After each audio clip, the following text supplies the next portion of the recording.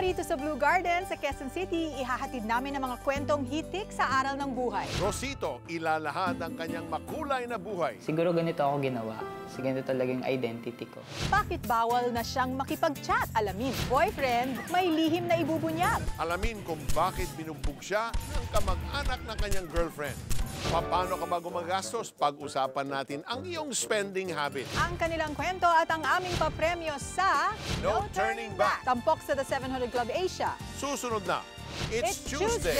Just choose A, B, o C para manalo ng aming papremyo. Ang tanong, sino ang naging asawa ni Jem? Is it A, Romeo, B, Alvaro? C, Diego? Itawag mamaya ang inyong sagot sa aming hotline 7370700. Ilista na ang mga numero o picturean na ang TV screen. Again, that's 7370700. O mag-text ng Tuesday promo space letra ng iyong sagot at ipadala yan sa aming smart number 0949-888-8001. Globe 0977805691 At Sun number 0925-300-3000. Only the 14th caller at 14th texter na may tamang sagot ang mananalo ng aming papremyo. Kaya sali na. At para makasigurado sa inyong sagot, kilalanin siya mamaya at pakinggan ang kanyang No Turning Back story. Lumaki po ako sa family namin na wala pa akong father figure. Kasi since birth, nasa sa grandparents ko na. Doon ako lumaki. And the environment, usually kasi mga babae yung kasama ko. Wala akong naging example kung paano ba yung dapat maging lalaki, kung paano ba yung tamang galaw ng mga lalaki, kung paano ba yung dapat paninindigan ng isang lalaki. Papasok ako ng school, may syempre yung mga higher grades sa amin, like grade 5, grade 6. They would shout out on me na, "Hoy, bakla!" Tapos, "Hoy, bading, dapat wala kayo dito, mga salot." Papalaki ako ng papalaki. Doon ko na nakikita na ang lambot ng galaw ko, ang lamya ng galaw ko. Nagkaroon yun ng effect sa akin na siguro ganito ako ginawa. Siguro ito talaga yung kinreate sa akin. Ganito talaga yung identity ko. Dahil sa walang gabay ng isang ama, lumaking bakla si Rosito. Doon ko nararamdaman na mas na-attract ako sa mga lalaki. Yung typical na ginagawa ng mga bata dati na we would write for them, tapos sasabihin mo na crush mo si ganito, crush mo si ganyan. I gave it to him, tapos kinrampal niya yung papel, wala akong pakialam. Parang ouch. Ang sakit nung dating for me. Sa loob ng tahanan, hindi rin naituro ang katotohanan. Tita ko, dinadamitan nila ako ng damit babae, mini-make-upan nila ako, nilagyan nila ako ng lipstick and all. Tapos pinapasayaw pa nila ako, ganyan. So parang doon nakikita ko na wala palang mali eh. Ito pala talaga ako kasi natutuwa sila sa ginagawa nila. Parang tanggap naman nila na ganito nila ako pinapalaki. Sa mga panahong iyon, nagkaroon ng pagkakataon na makarinig si Rosito ng salita ng Diyos. Fourth year high school kami noon. So, nasa first section pa kasi ako noon. So, kami talaga yung one of the target nung group of people na nag-campus reach out to preach about God. So, doon ako nag-start asking na, ano bang meron doon sa God na sinasabi nila? One time, nakasalubong ko po yung one of the leaders nung loob ng campus namin. And then, attend ka mamaya, may youth service tayo. Then, after class, sabay na tayo. Parang wala talaga akong balak mag-attend. Pero after class, akala ko makalusot ako, akala ko matatakasan ko siya. Pero after class, nakita ko siya na inaantay na ako sa door namin. Lalabas pa lang kami, nandun na siya. So, wala akong kawala. And then that time, ang series nun about love, 24/7 in Love, yung series. And then, narinig ko yung preacher na sinabi niya, si Adam para kay Eve, hindi para kay Steve. Then, si Eve para kay Adam, hindi para kay Madam. I started being curious na bakit kaya niya nasabi yun? Anong meron? Bakit niya sinabi yun sa mga tao, sa mga students na kasama ko that time? Ano yung sinabi? Ano yung ibig niyang sabihin? I just found myself asking yung head po nung youth service na, "Kuya, pwede po tayong mag-usap?" Doon niya na po in-explain sa akin yung about the gospel. Doon na po in-explain sa akin kung ano yung ibig sabihin ng preacher, kung bakit niya sinabi yun. Karoon kami ng second talk. Doon niya pinarealize sa akin na kahit na ano ka pa, kahit na nagkaroon ka ng ganyang identity, si Jesus pa rin yung magiging sagot. Si Jesus pa rin yung magiging answer sa lahat ng questions mo. Makalipas ang 2 taon, Second year college na po ako noon. First time ko to read Bible. First book is Genesis. And ang sobrang nag-strike talaga sa akin na verse sa Genesis pa lang is yung Genesis chapter 1 verse 27 na God created mankind in His own image. In the image of God, He created him. Male and female, He created them. So doon ako nag-start magtanong na male and female. So walang lesbians, walang gay, walang homosexual, walang third sex. Yung verse na yun yung nagpa-remind sa akin na ikaw yan. Yung identity na ginawa sa'yo ni God, binago ka man ng mundo, it will remain pa rin kay God. Yung dinikta sa'yo ng mundo, you need to remove that. You need to remove everything na sinabi sa'yo ng mundo. Doon ko nakita na when you just give yourself a chance and even when you just let God come into your life, makikita mo kung ano yung purpose mo, makikita mo kung ano yung will ni God for you. ipinagkatiwala ni Rosito ang buhay niya sa Diyos at sinimulan niyang ituwid ang kanyang pagkatao. Sa pagsunod lamang niya sa Panginoon, bumuhos ang biyaya. Pinagkalooban siya ng scholarship ng isang foundation. Nakapagtapos si Rosito ng Bachelor of Secondary Education, major in Filipino. Sobrang thankful po ako na nakilala ko si God. Sobrang thankful ako na nakilala ko din yung mga tao na naging kaibigan ko ngayon, o lalo na kay Kuya PJ. Yung effort na binigay niya, yung time na binigay niya sa akin, sobrang na-appreciate ko yun. And sobrang thankful din ako dun sa mga taong ginamit ni God para makilala ko kung sino at ano ba talaga ako sa mata ni God. I'm continually reaching out sa family ko. Unti-unti ko pong nasi-share yung about sa gospel sa kanila, kung ano yung natututunan ko sa church. And now, mother ko, nag-a-attend din po siya ng church. Jeremiah 29:11, "For I know the plans I have for you, plans to prosper you and not to harm you, plans to give you hope and a future." I know it's His plan for me to be a teacher. It's His plan for me to stand in front of my students, to teach them not just to touch their minds, but also to touch their hearts and even their lives. Alam mo, Peter, si Rosito, or Ross, di ba? Ang dami niyang boses na narinig while he was growing up. Right. Pero nung narinig niya yung boses ng Panginoon, yun ang nagbago sa kanya. Tama, yung pinaka-importanting voice of all, the voice of God speaking clearly Amen. to his life. Yeah. That God made male and female. Naging klaro yun para sa kanya. Kapatid, let God define you. Let the Word of God define you. And that begins with a simple prayer in order for us to have a relationship with Jesus Christ. If you've never received Jesus as your Lord and Savior, we want to give you this opportunity to pray with us. Just say, Heavenly Father, thank you for sending your Son Jesus to die on the cross to pay for my sins. My sins today and tomorrow are all paid for by Jesus. And right this moment, I repent from all the things that I have done wrong, all the sins that I have committed, and I ask your forgiveness. Would you cleanse me and make me brand new? And right now, I open my heart's door and invite you, Jesus, to come into my life, to be my Lord and to be my Savior. Starting this very moment, my life is in your hands. You define my life. You make my plans. Lord, thank you for loving me. Thank you for the free gift of eternal life. I pray this prayer in Jesus' name. Amen and amen. Sumabay ka ba sa aming panalangin? Tinanggap mo ba si Jesus bilang Diyos at sariling tagapagligtas ng iyong buhay?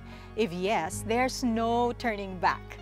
Follow Jesus forever. That's right. You are now a new creation. Your name is now written in the book of life. Balitaan nyo naman kami, kapatid, sa iyong desisyon na ginawa. Please text YES space sa 700 Club Asia at ipadala yan sa aming smart number 0949-888-8001.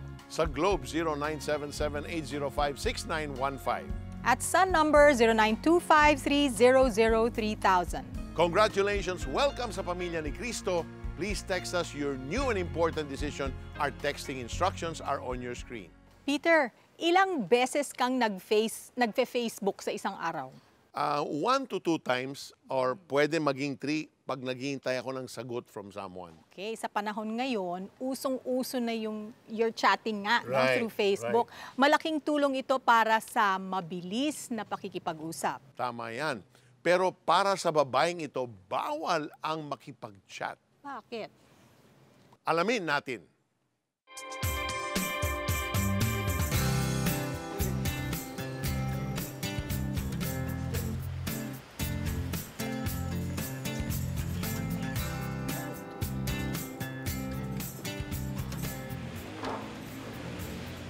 Si Donald na naman ba yung kachat mo?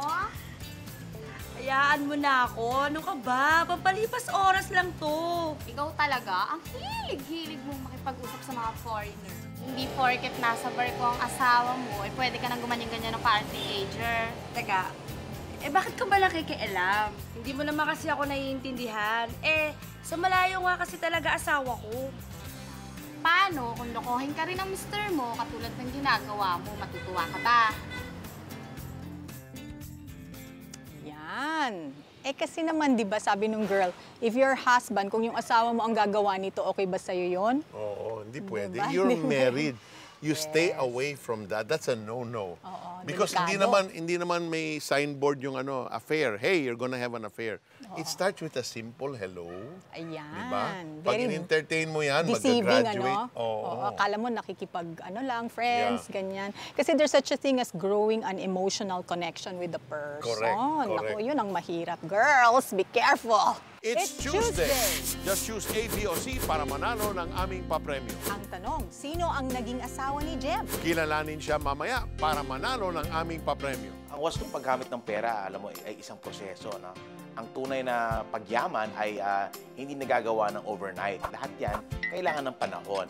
Bibigyan ko kayo ng mga konting tips na praktikal at simple lang na kaya nating sundan. Ang laging tinuturo ko sa umpisa ay yung tinatawag natin increase your cash flow. Dapat kasi maayos ang pagpasok at paglabas ng pera ng atin. Dapat matuto tayong kumita ng maayos. Matuto tayong kumita ng maayos kung tayo marunong mag-invest sa sarili nating kakayahan. Na dapat continuous tayo nag-aaral, nagbabasa, nag-a-attend ng seminar, at siguro sumusubok tayo ng mga ibang paraan kung paano mag-i-improve ang ating kakayahan or improving yung competence natin. Pag nag-i-improve ang ating kakayahan or ang ating competence, kadalasan yan, tumataas din ang ating kita, tumataas ang ating sahod.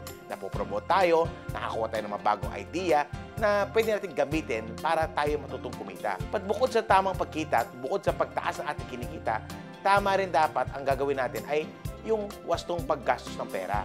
Malakas ka nga kumita, pero malakas ka naman gumastos at wala rin matitira sa'yo. Hindi ka rin uunlad at hindi mo rin maaabot ang iyong mga objectives sa buhay. So, ang kasunod ng tamang pagkita ay ang tamang paggastos. Gaganda lang ang paggastos mo kung marunong ka gumamit ng budget at marunong ka mag-limit ng iyong kakayahan. Dalawang klase po ng gastos na ginagawa natin. Unang-una yung tinatawag natin need o ng mga pangangailangan. Upa, pagkain, pamasahe. Now, meron din po tayong ginagastos na para doon sa ating kasiyahan o yung mga wants natin. Kamukha ng pamimili, pag-shopping, pagkain sa labas, panood sa sine. Ito pa isang mga bagay na wants na kailangan natin bantayan. Hindi ko po sinasabi na wag na po tayo gumastos sa ating mga kasiyahan. Ang sinasabi ko lang, dapat siguro ilagyan natin ng limit. Para katapos isang buwan, may natitira sa inyong sahod, may natitira sa inyong kita. Hindi na basta importanteng malaki ang kinikita mo. Dapat malaki rin ang iniipon mo. Baliwala ang malaking kinikita kung hindi ka nakakaipon. Hello, Catriona! Hi, how are you? Thank you so much for having me. I want people to know that it wasn't until I was around 21 years old that my heart was longing for something, and I realized that something was a relationship with God and with Jesus. Hi to all the viewers of 700 Club Asia. Please tune in to my episode and to learn a bit about my Miss Universe journey, and thank you so much for all of your support.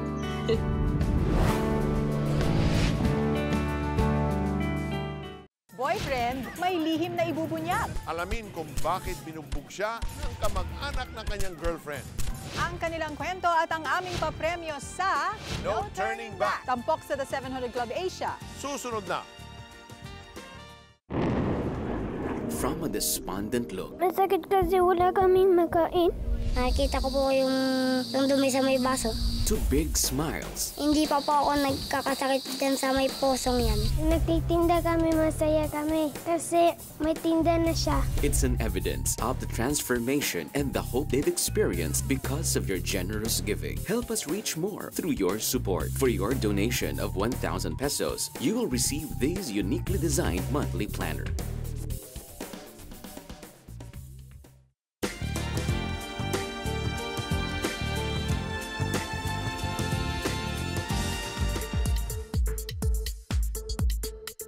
Welcome to our bucket list portion kung saan sinasagot namin ang ilan niyong katanungan. Sa araw na ito, sasagutin namin ang tanong ni Vanessa. Bakit hanggang ngayon wala pa rin akong boyfriend? Mahirap ba akong mahalin? Well, you know, it depends on, I don't know how old Vanessa is, but siguro, pero today naman, like 10, 20 years ago, pag 23 ka, wala pang boyfriend, it's time to panic. Okay. Pero ngayon, people are getting married 29, 30, 31, di ba? Mas later. So, okay lang yun. Baka you just need to wait on the Lord for the perfect one the Lord has reserved for you. Oo, and maybe God is still preparing you for that special someone also. And preparing your heart to be ready. Oo, tama. Kaya hindi ka naman mahirap mahalin because all of us are loved by the Lord. Amen. Diba? Mahal na mahal tayo ng Panginoon. Maybe you just need to know His love first before you look for another love. Tama, I love that.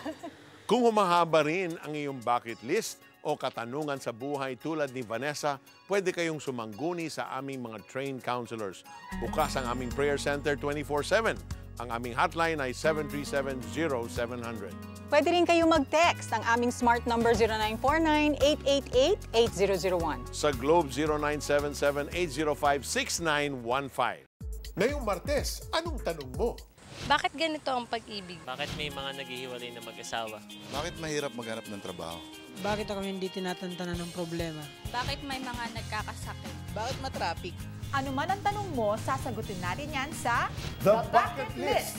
Tampok sa The 700 Club Asia. Tuwing Martes, alas 12 ng gabi sa GMA. Bakit may mga nangangaliwa?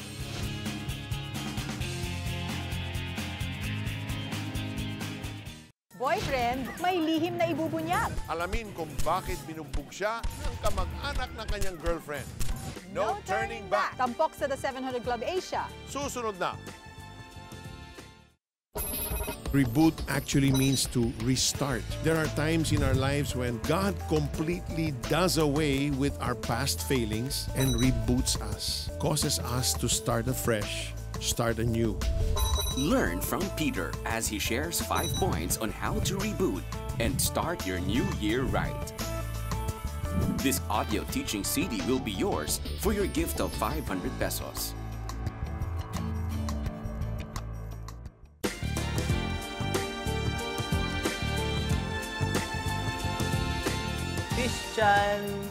Christianan na every Sunday lang Christian. Yung mommy ko mag-work sa ibang bansa, yung daddy ko laging busy. So hindi kami lumaki na talagang nandyan yung parents namin to guide us. Si daddy may 3 wife, may siyang legal wife. Tapos kami yung second na, which is not married naman, and third. Aside from partying, nung high school, ayoko ng serious relationship. Nag-decide ako, sabi ko, hindi ako mag-serious relationship. Gusto ko maraming boys. Para pag Valentine's or Christmas, maraming mag-gift sa'yo. Cool daw pag maraming chicks. So, meron akong chicks. Hindi lang isa, kundi sabay-sabay. Ganito mailalarawan ni na Alvaro at Jem ang kani-kanilang buhay. Nagkakilala sa Battle of the Bands sina Alvaro at Jem. Hanggang naging malimit ang kanilang pagtatagpo at nagkamabutihan ang dalawa. Ngunit may naging problema. Nung naging kami ni Jem, meron akong girlfriend din. Ganun ako katinik. Pero kinontinue ko. Kasi feeling ko before, yung attention na binibigay niya sa akin, yun yung magpapasaya sa akin. There was a time, pumunta siya dito sa bahay. Tapos nakita siya ng brother ko. Yung brother ko, kilala siya na babaero, kilala siyang bad boy. So, nagalit sa akin. Eh ako, makulit, pasaway. In-entertain ko pa rin siya.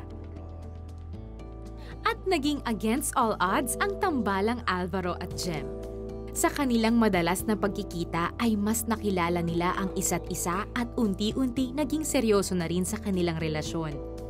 Sa katunayan ay kapwa naging aktibo ang dalawa sa simbahan. So na-realize ko, as you listen to the Word of God, naririnig mo ay nare-realize mo na dapat pala yung happiness mo hindi nanggagaling sa mga ganong klaseng bagay. Ngunit malalim ang hawak ng kasalanan kay Alvaro. Since na Christian kami, hindi kami nagsisex. Kaya meron akong ibang way para ma-let out yung sexual issues para lang hindi ko magawa sa kanya. Yun ay yung meron akong ka-phone sex. Nang minsang magpunta ito sa Hong Kong kasama ang mga kaibigan, naghanda ng isang stag party ang kanyang tropa.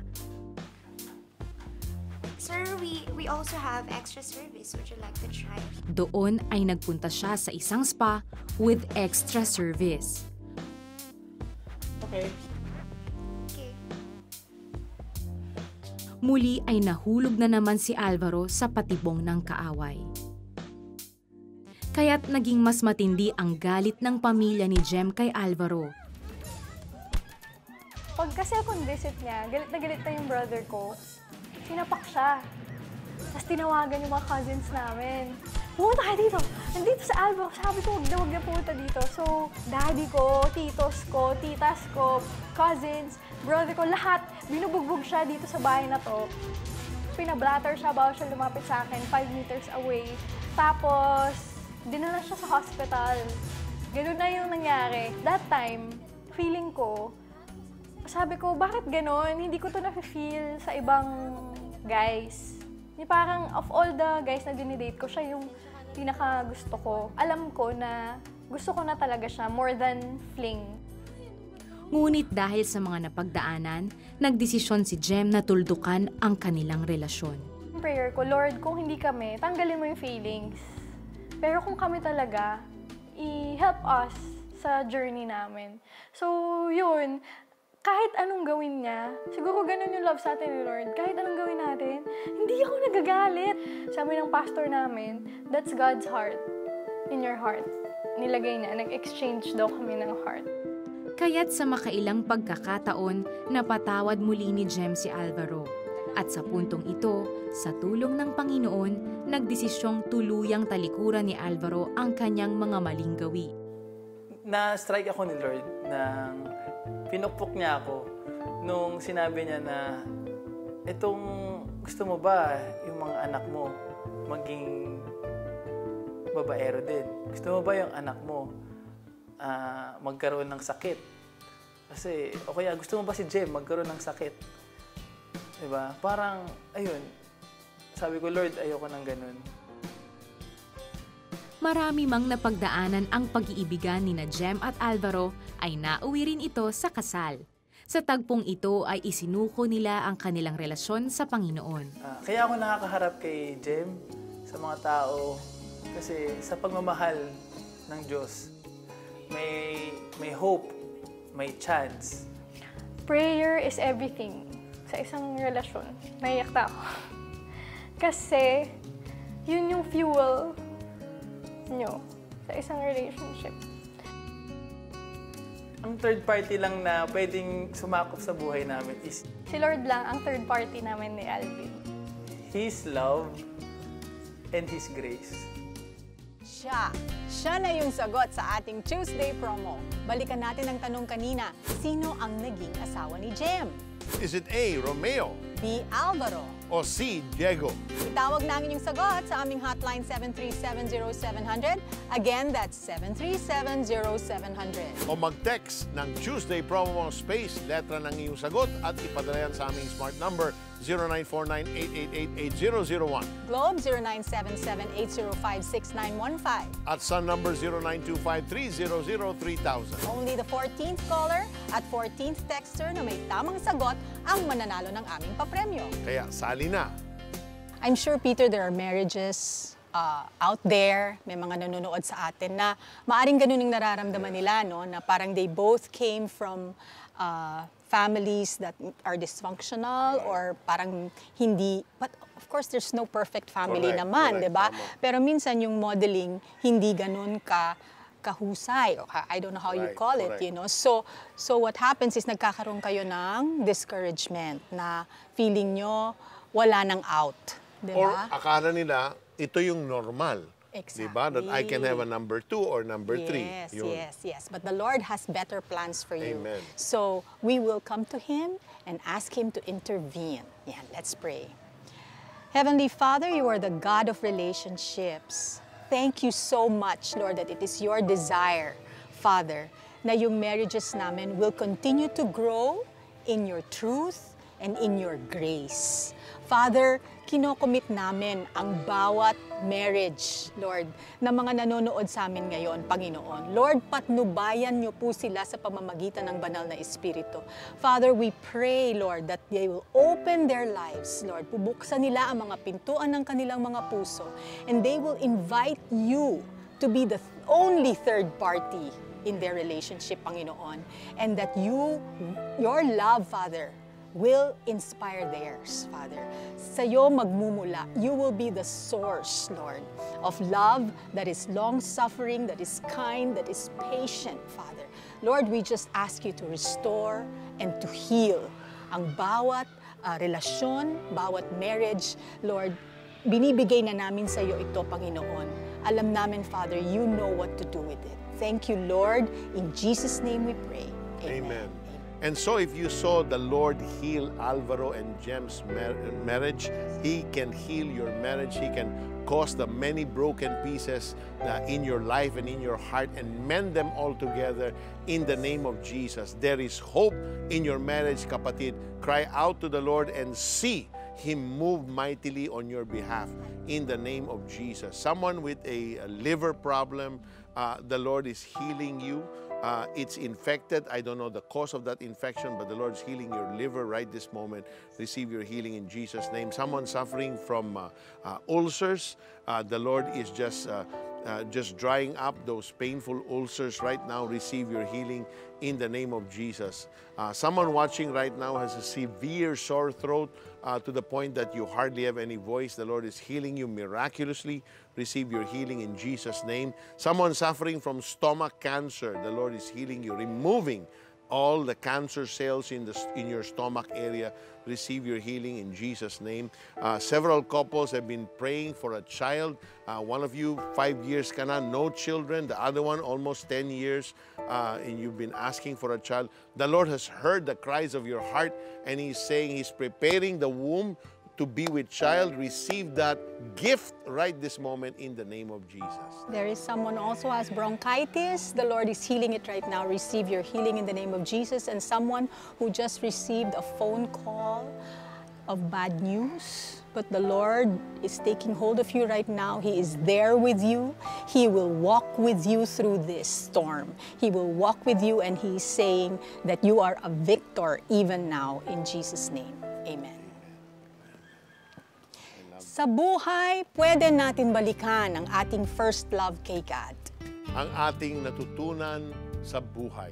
Pero no turning back na tayo sa kasalanan.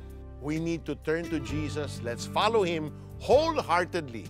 Hebrews 12 verse 2 tells us, let us fix our eyes on Jesus, the author and perfecter of our faith, who for the joy set before Him endured the cross, scorning its shame, sat down at the right hand of the throne of God. At dito nagtatapos ang ating maikling kwentuhan. Stories of hope, faith, and love. Mga kwento ng pagbabago para sa pagbabago. Ako po si Felicie Pangilinan Buizon. At ako naman si Peter Cairuz na nagsasabing, si Kristo ang simula ng tunay na pagbabago. God bless!